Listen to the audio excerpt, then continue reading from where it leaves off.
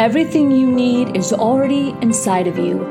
The world would not be what it is without you.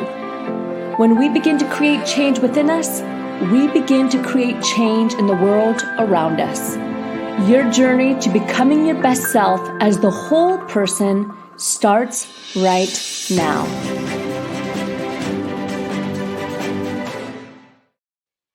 Oh, well, welcome to our podcast. Welcome to our stage, whether you are listening in or you're visually watching us today. I'm Lauren Sweeney, and I am your host of the Rise Up For You, Becoming Your Best podcast. We are in for a real treat today. We have Leslie here. You guys, she has flown in all the way from Toronto, Canada. We are excited. Let me tell you a little bit about her, and then I will bring her on our stage because I know you cannot wait to meet her. Are you guys ready? Here we go. Did you know that Leslie M. is a former TV host and advertising creative director turned training guru, author, swagger coach, and speaker? What is a swagger coach? Not to worry, we're going to get into all of that later today. She spent decades, you guys, traveling the globe with her award-winning company, Combustion. Oh, I like that name. Training executives and teams from top organizations like Google, Disney, Pepsico, and many more. She has turned technologists into creative forces, bankers into storytellers, and has brought a serious dose of badass-ness to boardrooms everywhere, fueled by her experience working with thousands of professionals, from corporate CEOs to entrepreneurs. I am so excited for you to meet her. She does have a book that is about to launch. Oh my goodness, it's all about swagger and unleashing everything you are and becoming everything you want. Let's give a warm welcome and welcome to the stage, Leslie M. Here she is. Big up. How you doing? This is what a good way to spend a Friday. Perfect. Right? Perfect Right. way. Perfect. So talk to me, swagger, what it means, how you uplift people, what you do. Tell me all the things. Okay. Well, first let me start with my definition of swagger, because we're not talking about the old show-offy, arrogant, cocky, in your face, strutty around kind of vacuous swagger. Hell to the no. We are talking about the ability to manifest who you really are and hold on to it in the face of all of that psychological crap that's going to come before it, regardless of the situation or environment. So we're talking about one face, one heart. You show up the same way, your authentic self, wherever you are, and the world cannot change you. I love it. I love it. Authentically one face. So not a separate face for my husband, a separate face for my kids, and a separate face for work. You're not talking about that. You're talking like being authentically me everywhere. Everywhere, and people get nervous about that idea because they go, but wait a second, when I go to work, I have this professional persona that I must put on, and I must walk a certain way and talk a certain way and dress a certain way and do all of those things that I don't do when I'm hanging out with my girls or my guys, or with my kids, or with the people who've known me since 10th grade. And I keep those two things very separately, and I go, but why?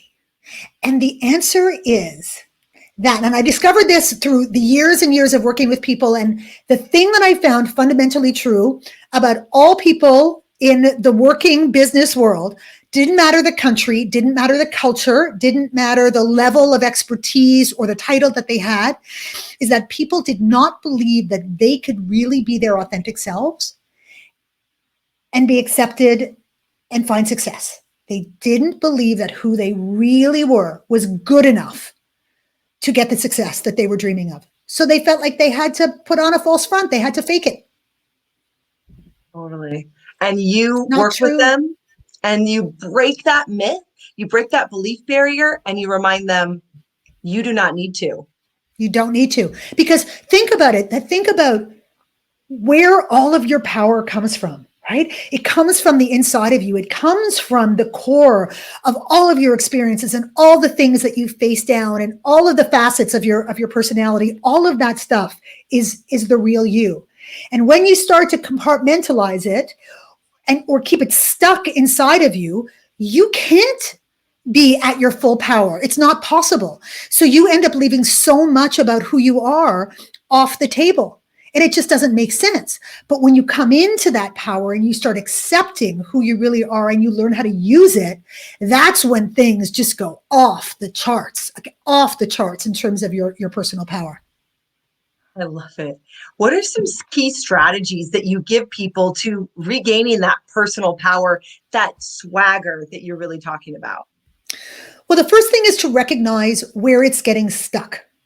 Because self-awareness, first thing. So I map it out as a series of concentric circles that separate us from the world. I have a visual models because I want people to be able to actually map it and think about it and break it down. Remember, I come from the training world, so it's always practical and pragmatic. And how are we going to do this for real? Not just airy-fairy, fluffy-wuffy kind of theory. I'm like, no, let's visualize it, let's break it down, and let's have tons of exercises on how to actually do that. So that's my book is filled with those.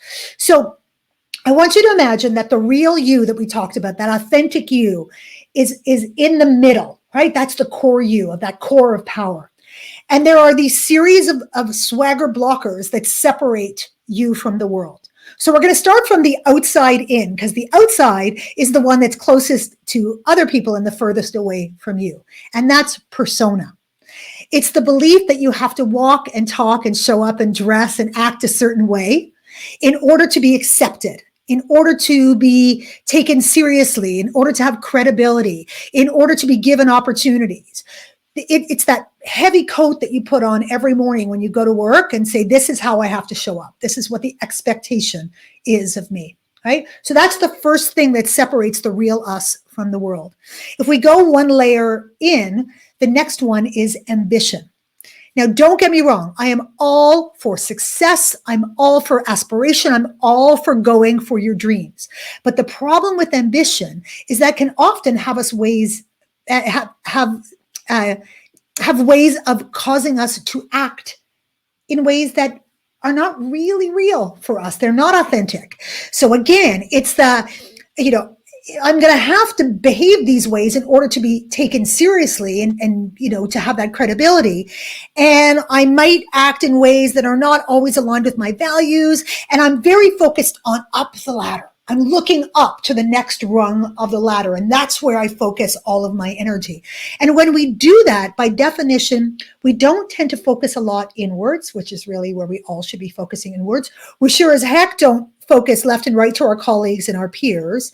And we also forget to focus on our followers, the people who we're leading or managing or growing or mentoring, who will be the very people who will lift us if we do our jobs right. So what I reframe it as is being in your place of excellence, doing a really great job with the intention of doing the great work for the collective, not just for yourself included, but not just for yourself. And when you do that and you focus inwards and you focus here and you focus here, these people will all help to lift you to that place that you're aspiring to go to. And you don't have to fixate on that.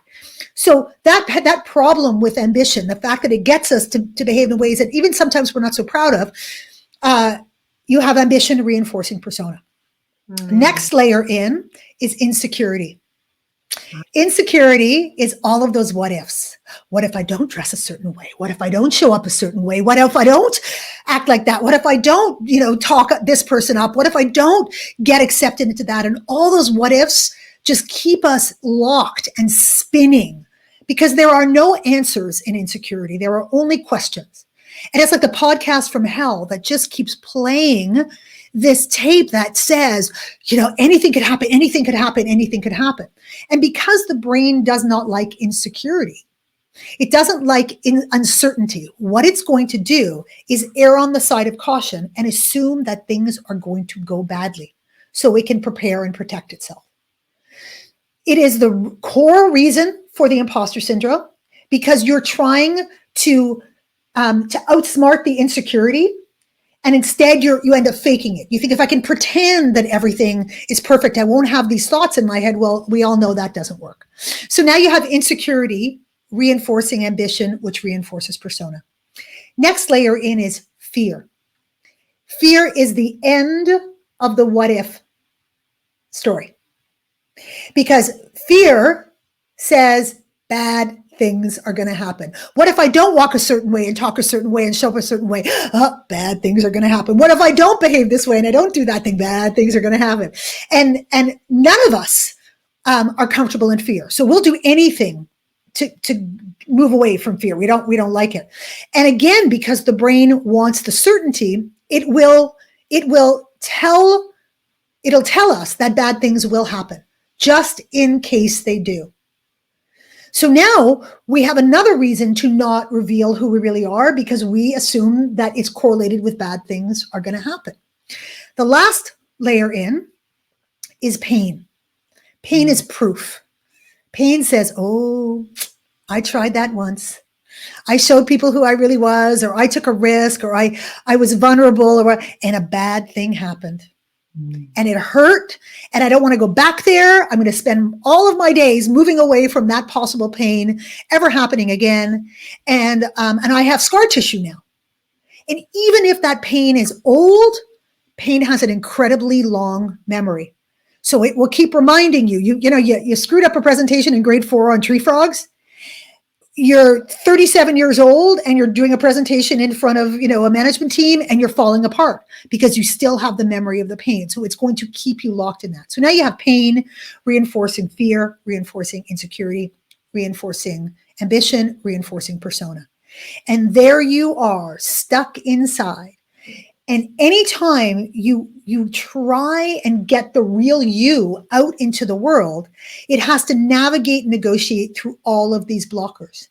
And just like, that the American Ninja Gauntlet, the show American Ninja, where the person gets on the thing and they're trying to navigate, and these big boulders are smashing at them, and there are rings that they have to jump, and there's moats and stuff. That's the same thing that happens to you when you try and move through your blockers. So all the stuff that is the real you, truth, intention, self-belief, gets the crap kicked out of it on the way out.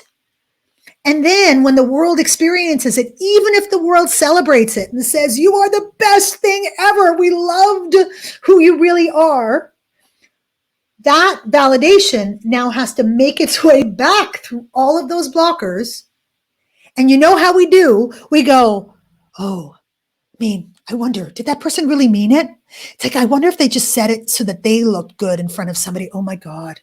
Maybe I shouldn't have done that in the first place. Oh, I'm such an idiot. I do it every time and it goes so badly. And oh my God, I should never do that again. And we remain stuck in those blockers. So what we need to do, first of all, is take a good look at ourselves and figure out which blockers, could be all of them, which blockers am I getting stuck in? Where do I recognize that is the hardest thing for my truth, who I really am, to penetrate? Where do I get stuck and stopped up in that journey? I make it so far and then falls apart. Where is that place? Because if you can identify it, then you could start to break it down and work on it little piece by little piece. Swagger is not a switch that gets flipped. It's a journey. It's a process. Love that. So let's say that you're stuck. Let's say you're stuck in insecurity. Mm-hmm. Then I'm sure it outlines in your book, right? Or people that work with you, you help them move past it. Yeah. What if I recognize where I'm stuck? What's something I can do? What's my next best step? Well, I'll give you an example of an exercise that I do with people that's in my book. If we're talking about insecurity, remember I said that it was like the podcast from hell? It's a loop that plays in your head, and it will come at you every time you're in a situation that's new or different or something that has been scary in the past. Your insecurity is going to get switched on. And that negative voice, that inner saboteur, starts to talk and says, oh, I don't think you really have it going on. I think you should be very worried right now. Things could go badly. What if you screw up? What if this happens, right? So you need to pull that monster out of the closet. So I have people write a letter to themselves from their inner saboteur. I call it the Dear Loser letter.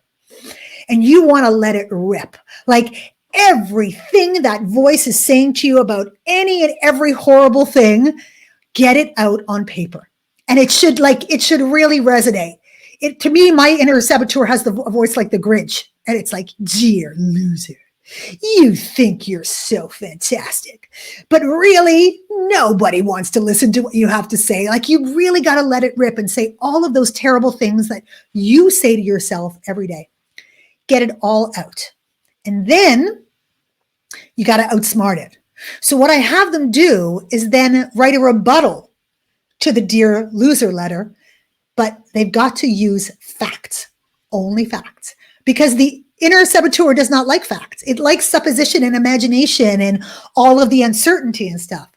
So I get people to break down their Dear Loser letter, literally line by line, negative statement by negative statement, and find a proof point in their lives to counteract it. You're so lazy. You've never done anything important in your life. Wait a second.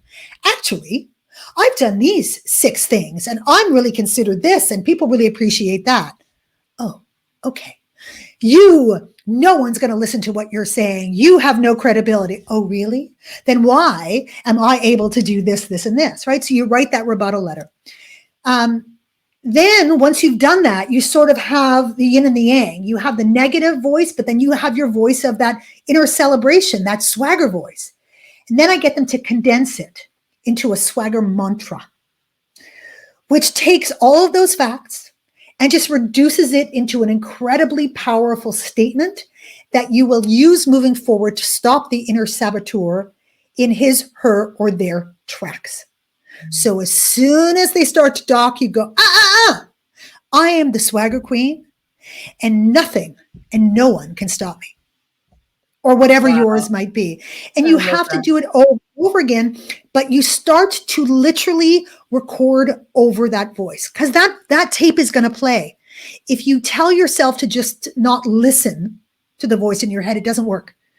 We need a voice in our psyche, but we can program it to be a positive voice instead of a negative voice. And that's what we do with the rebuttal and with the facts and the proof is we keep presenting facts to the inner saboteur.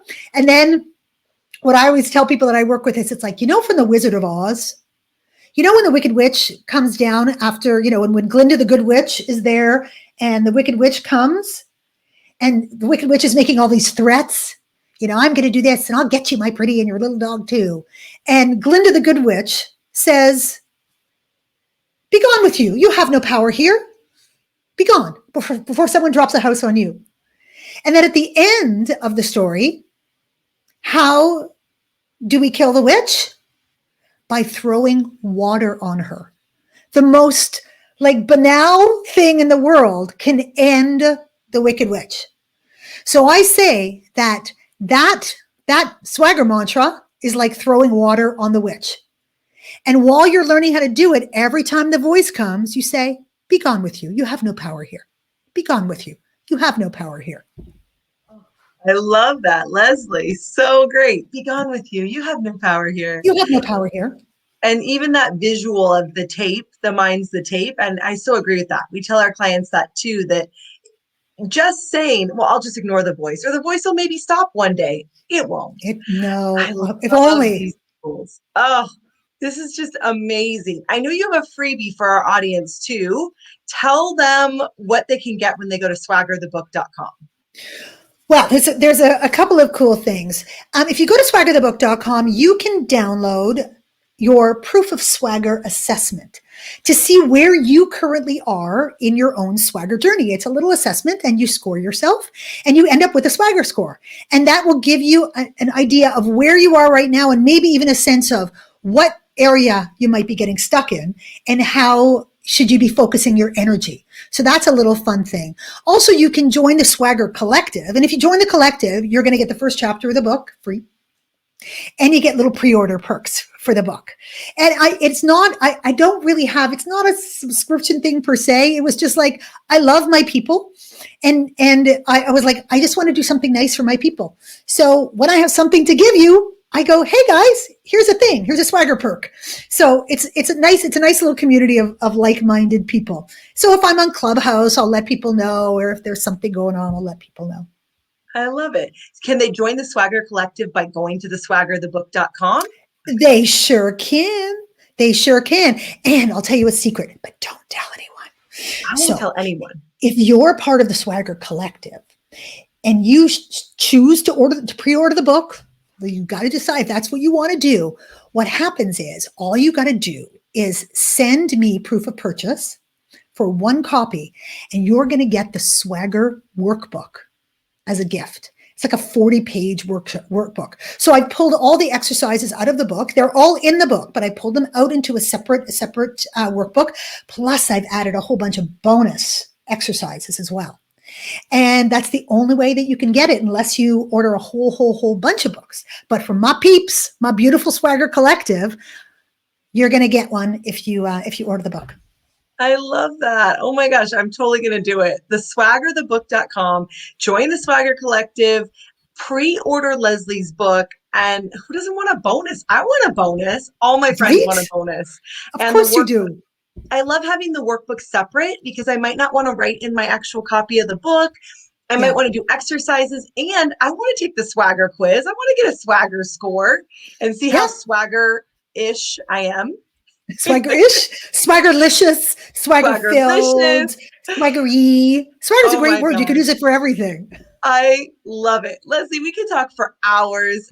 This is such an amazing and important topic to leadership development, confidence development, people development, and being who you truly are in every situation, the freedom that comes from that. The freedom and the power that comes from that. Listen, trust and believe. It is life-changing when you fully step into your swagger. It really is, because you don't let other people determine what you say and what you do and how you manifest. And exponential things happen. It's really pretty magical, I gotta say.